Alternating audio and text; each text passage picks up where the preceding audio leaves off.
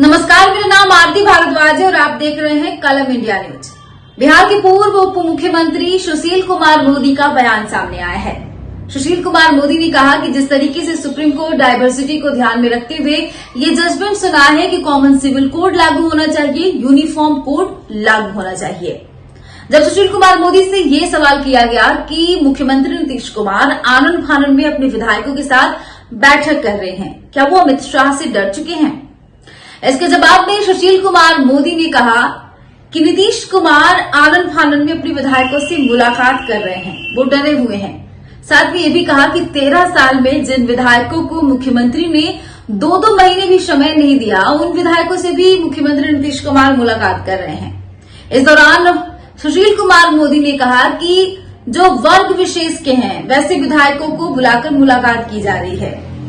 सुशील कुमार मोदी ने कहा कि सबको पता है कि जनता दल यू का भविष्य नहीं बचा है, ऐसे में कहीं विधायकों में भगदड़ नहीं मच जाए, इसको लेकर मुख्यमंत्री नीतीश कुमार लगातार विधायकों से मुलाकात कर रहे हैं। सबसे पहले चलिए सुनाते हैं आपको सुशील कुमार मोदी ने क्या कुछ कहा। डाइवर्सिटी है इंडिया का, क्या implementation will there will be implementation issue of UCC keeping in mind of religious and cultural diversity? भाई ये तो देखिए संविधान में लिखा है, संविधान का जो सेक्शन 44 है उसी में लिखा है, और सुप्रीम कोर्ट के आधे दर्जन से ज़्यादा जजमेंट हैं शाहबानों के मामले में, सरगा सरला मुदगल के मामले में आधे दर्जन से ज़्यादा जजमेंट हैं।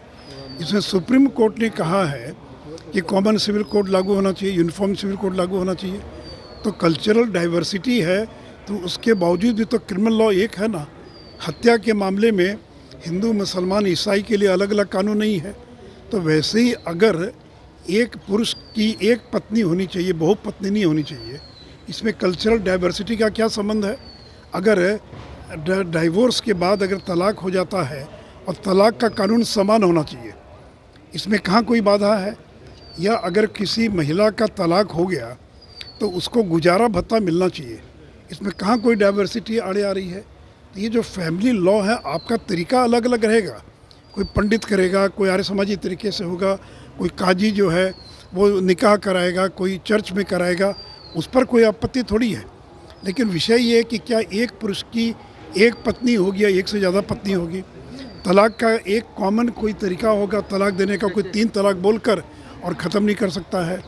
उसी प्रकार मेंटेनेंस के बारे में अगर एक तरह की व्यवस्था होगी कि मेंटेनेंस मिलना चाहिए कि नहीं मिलना चाहिए, एडॉप्शन के बारे में, और ख़ास करके लड़कियों के साथ जिसमें भेदभाव है, जैसे कई लॉ के अंदर लड़कियों को संपत्ति में अधिकार नहीं है, परिवार को एडॉप्शन का अधिकार नहीं है, तो सक्सेशन के मामले में, एडॉप्शन के मामले में, डाइवोर्स के मामले में, मैरिज के मामले में एक समान कानून बने, यही तो समान आचार संहिता है। लेकिन कुछ लोग जानबूझकर ये दुष्प्रचार करते हैं कि आपके जो व्यक्तिगत कानून को ख़त्म कर दिए जाएंगे।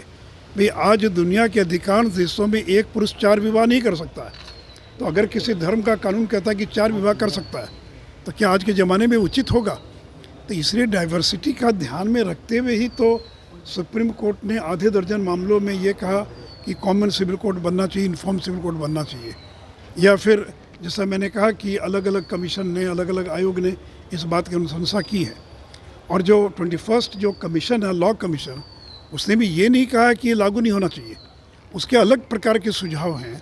तो इसलिए इस पर मतभिन्नता हो सकती है लोगों के, लेकिन सुप्रीम कोर्ट के आधे दर्जन ऑर्डर हैं, स्टैंडिंग ऑर्डर हैं, 2023 का ऑर्डर है कि अब तक क्यों देर हो रही, क्यों नहीं, और यूनिफॉर्म सिविल कोड लागू होना चाहिए। तो हम तो जो संविधान में लिखा है उसी को लागू करने की दिशा में भारतीय जनता पार्टी आगे बढ़ने का प्रयास कर रही है। कितने मेंबर्स आएंगे सर? नीतीश कुमार आनन फानन में विधायकों के साथ बैठक कर रहे हैं, क्या लगता है अमित शाह से डर है क्या? नहीं, डरे हुए हैं, इसीलिए वो एक विधायक को बुलाकर आज तक तो 13 साल में विधायकों को 2-2 महीना समय तक नहीं दिया उन्होंने। और अब देखेंगे तो जो विधायक जो लग रहा है एक खास वर्ग विशेष के लोग हैं, उन्हीं लोगों को बारी बारी से बुलाकर बातचीत की जा रही है। उनको डर है कि जनता दल का तो कोई भविष्य बचा नहीं, जनता दल यू तो 2024-25 आते आते ख़त्म हो जाएगी, तो उनके विधायकों में भगदड़ ना मचे, उसको रोकने के लिए ये सारी कवायद हो रही है। तो इसलिए 13 साल तो उन्होंने विधायकों को ना समय दिया, ना मिले, ना कोई बातचीत की। अब अंतिम समय में उनको विधायक याद आ रहे हैं।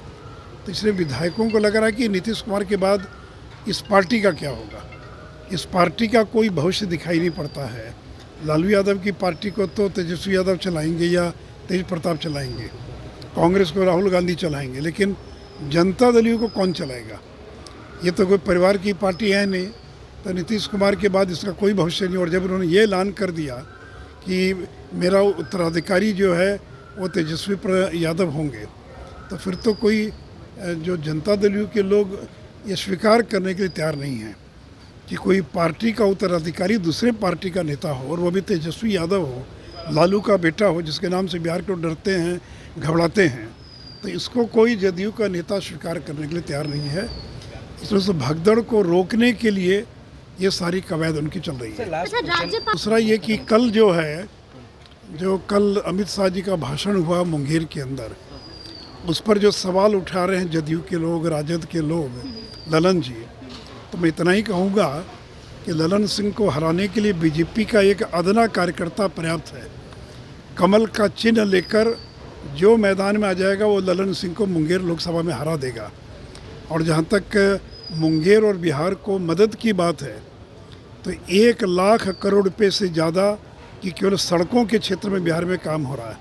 ललन जी केवल बताएं कि ये बख्तियारपुर, मोकामा, सिमरिया, खगड़िया जो 4 लेन बन रहा है, जिसका एक बड़ा हिस्सा उनके क्षेत्र में है, क्या वो केंद्र के कारण नहीं बन रहा है। बिहार में 8 नए मेडिकल कॉलेज स्थापित हो रहे हैं, क्या ये केंद्र की मदद से स्थापित नहीं हो रहे हैं। अब बगल में मोकामा के अंदर जो राजेंद्र सेतु है, उसके समानांतर एक नए पुल का 3000 करोड़ की लागत से निर्माण हो रहा है। तो ये जो पुल बन रहा है यह केंद्र की सौगात नहीं है। इसलिए केंद्र की सरकार ने बिहार के विकास के लिए, फिर वो चाहे बरौनी का खाद कारखाना हो, 8000 करोड़ की लागत से खाद का कारखाना बनकर तैयार हो गया। ये तो ललन जी के पुराने चुनाव क्षेत्र बेगूसराय का हिस्सा है। तो इन लोगों ने टीन का चश्मा लगा रखा, इनको कोई दिखाई नहीं पड़ता है। ये कहते हैं कि बिहार में कोई काम ही नहीं हो रहा, बिहार में कोई विकास ही नहीं हो रहा है। तो इतना काम हो रहा है बिहार के अंदर, तो भले ही ललन जी को दिखाई पड़े ना पड़े, लेकिन बिहार की जनता देख रही है कि बिहार में किस प्रकार विकास का काम हो रहा है। तो आपने सुना कि सुशील कुमार मोदी ने कहा कि मुख्यमंत्री नीतीश कुमार अपने विधायकों से मुलाकात इसलिए कर रहे हैं कि भगदड़ नहीं मचे, क्योंकि सबको पता है कि जनता दल यू का भविष्य अब खत्म हो चुका है। तो फिलहाल के लिए हमें इजाजत और देखते रहे कलम इंडिया न्यूज। इस तरह के तमाम अपडेट के लिए आप हमारे चैनल को सब्सक्राइब करें, हमारे वीडियो को लाइक और ज्यादा से ज्यादा शेयर करें। बहुत बहुत धन्यवाद। परफेक्शन IAS, UPSE और BPSC फाउंडेशन क्लासेस के लिए समर्पित संस्थान। यहाँ आपको UPSE selected and interview appeared faculties द्वारा गाइड किया जाता है। Separate batches for Hindi and English medium. 65वीं और 64वीं BPSC एग्जाम में 69 और 107 रिजल्ट्स एवं 66वीं BPSC एग्जाम में 131 रिजल्ट्स हासिल किया है परफेक्शन IAS टीम ने। परफेक्शन IAS, कुमार टार, बोरिंग रोड, पटना।